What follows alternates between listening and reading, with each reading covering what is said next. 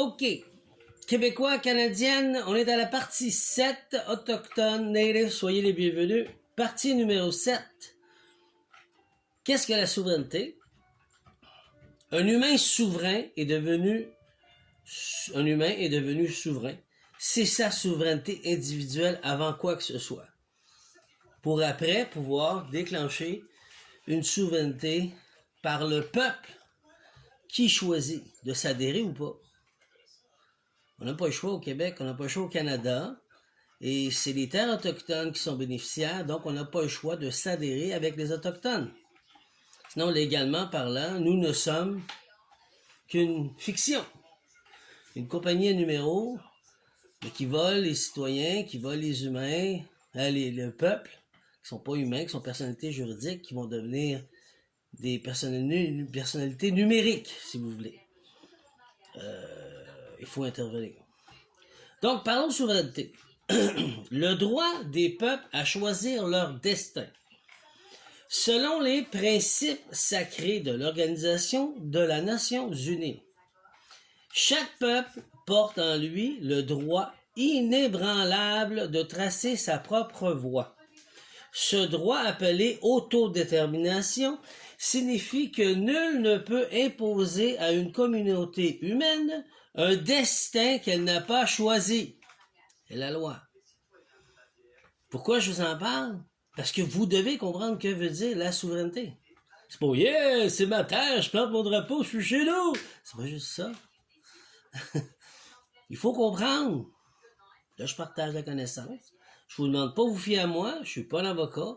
Faites vos recherches, puis d'ailleurs, être souverain, ça appartient pas au gouvernement, ça appartient pas à les avocats, ça appartient pas aux juges, ça appartient à un humain qui est souverain. À la base aussi et autant. Donc, je peux en parler. Vous comprenez? Dans la légalité de la loi, le mot souverain, souveraineté, n'appartient pas au jargon juridique. Ça appartient à l'humanité. Faut comprendre. Alors, j'ai fait des recherches, je vous partage mes recherches. C'est à vous de vérifier si j'ai raison ou pas. Puis ça, c'est pas de mes affaires, ça vous appartient. Fiez-vous pas à moi, autrement dit. Je vous donne pas de formation, je vous explique. Ce que j'ai compris. Qu'il s'agisse de s'unir à autres dans un regroupement souverain, de former un nouvel État ou de préserver son autonomie au sein d'un ensemble plus vaste, ce choix doit être libre, éclairé et sans contrainte. Ça, je vous en parle, pour que vous puissiez faire vos recherches, pour vous éduquer par vous-même. Parce que vous devez être libre et éclairé. Je vous dis qu'il y a un problème. Nous ne sommes pas bénéficiaires des terres, c'est les Autochtones. Nous devons passer par le pardon pour travailler avec les Autochtones, pour être légalement aussi bénéficiaires de ton lapin de terre. Sinon, il appartient à une fiction. Ce qui dit la couronne, entre guillemets, qui est un gros mensonge. En tout cas, appartient aux banques privées. OK? C'est ça la vérité. Ce droit est inscrit dans la Charte des Nations Unies qui appelle au respect de l'égalité des peuples et de leur liberté de disposer d'eux-mêmes. Dans un pacte international sur le droit civil, politique, économique et social, qui affirme que chaque peuple peut décider de son avenir politique, économique et culturel. C'est un droit acquis, inébranlable, qui appartient à qui? Aux Autochtones avant qui que ce soit. Ils sont bénéficiaires des terres. Après, c'est nous. Dans la résolution de 1514, qui commande toute forme de domination coloniale et affirme que la liberté des peuples est une condition à la paix mondiale. Faut comprendre, là. C'est signé, là. C'est entendu, fait longtemps. Pardon. En résumé, la loi de l'homme, lorsqu'elle parle au nom de l'humanité à l'ONU, reconnaît à chaque peuple le droit de choisir librement son appartenance, son regroupement et sa souveraineté. C'est ça, une souveraineté. La souveraineté commence par l'être humain libre. Un humain libre, un humain souverain. C'est comme ça que ça commence. Sinon, elle ne se déclenchera jamais. Elle va être déclenchée fiscalement parlant, mais on va faire des personnalités juridiques ou des personnes numériques. Des entités numériques. Personne, entité, le nouveau terme. Entité est une personne, parce qu'entité, c'est un data. OK? C'est une entité, ça se compte. Entité, ça se compte. Numéro. La... Avant qu'un regroupement souverain puisse exister, il faut d'abord qu'un être humain soit lui-même souverain. Allô? C'est-à-dire libre, conscient et indépendant de toute autorité extérieure comme les banques. Ah! Les institutions ou le gouvernement. Ah! La véritable souveraineté ne se délègue pas, elle s'incarne. Elle se vit. Tu deviens souverain. Tu deviens un humain souverain. Puis après, tu peux amener un peuple pour devenir souverain. C'est comme ça ça a toujours été existé comme ça. Pas moi qui ai fait des règlements, ça a toujours été ça. C'est ça les recherches. Fiez-vous pas à moi, faites vos recherches. Prenons l'exemple fondateur de la Constitution des États-Unis. Elle n'a pas été imposée par une entité supérieure, mais redirigée et proclamée par des hommes qui se considéraient libres et souverains.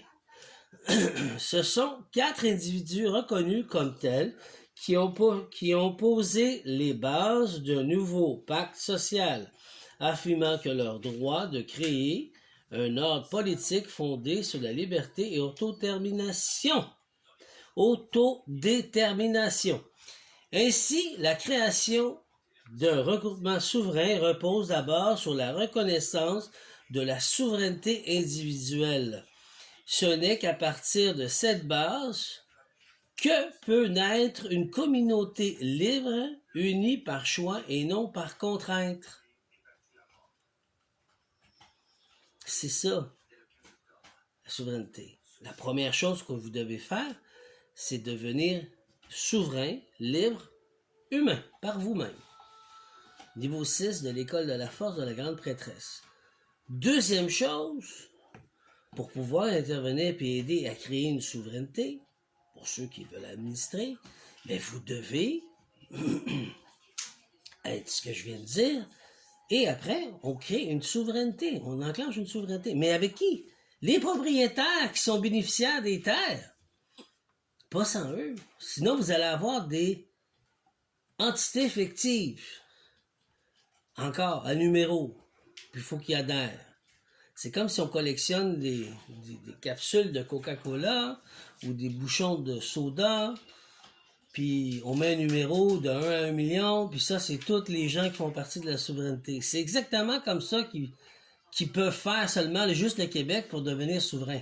Dans le temps de Parizeau, c'était ça. Excusez de le dire, mais c'est ça la vérité. Je ne savais pas. Ma famille, moi, on disait oui, mais on voulait se séparer, mais on comprenait pas que c'est ça. Il faut comprendre c'est quoi, là. Tandis qu'en vérité, nous devons redevenir un humain souverain pour ensuite devenir un peuple, être reconnu comme peuple, souverain. Les Autochtones, ils sont des humains souverains. Ils adhèrent à aucun regroupement. Donc eux, plus moi qui fais partie de Québec-Canada, je suis un humain souverain officiellement, ce qu'il a fait. J'ai fait ce qu'il avait à faire avec les tests. Je suis reconnu par le Créateur suprême, la création, et malheureusement pour le diable pour lui, parce que je l'ai déjoué à son propre jeu. Qui m'a dit que j'étais 7 ans mort, perdu en pleine mer, mort possiblement. Ben, j'ai été sur une île, puis je dis, je suis vivant! Je suis un humain! Je suis pas une personnalité juridique! Je suis un humain souverain, vivant! Mesdames et messieurs, vous comprenez? Donc, le diable s'est fait avoir, il pensait jamais qu'il allait avoir un fou qui allait faire ça. Je l'ai fait. Voilà. Donc, je voulais que vous compreniez un matin et que vous commencez à regarder que veut dire la souveraineté. Qu'est-ce que c'est? Une souveraineté humaine. Je ne veux pas faire de souveraineté, moi, entité numérique, personnalité juridique, qui porte un masque, qui est encore un personnage, qui n'est pas réel, qui est virtuel aujourd'hui. Vous comprenez l'enjeu? Il faut être authentique, humainement. Je suis Québécois, Canadien, autochtone, je veux pas, je suis né ici, l'hiver, je vais le faire, c'est sûr, l'hiver. Mais je suis prêt à affoncer l'hiver, je sais comment. Fait que c'est la même chose pour vous. Merci, c'était la partie numéro 7. Bonne journée.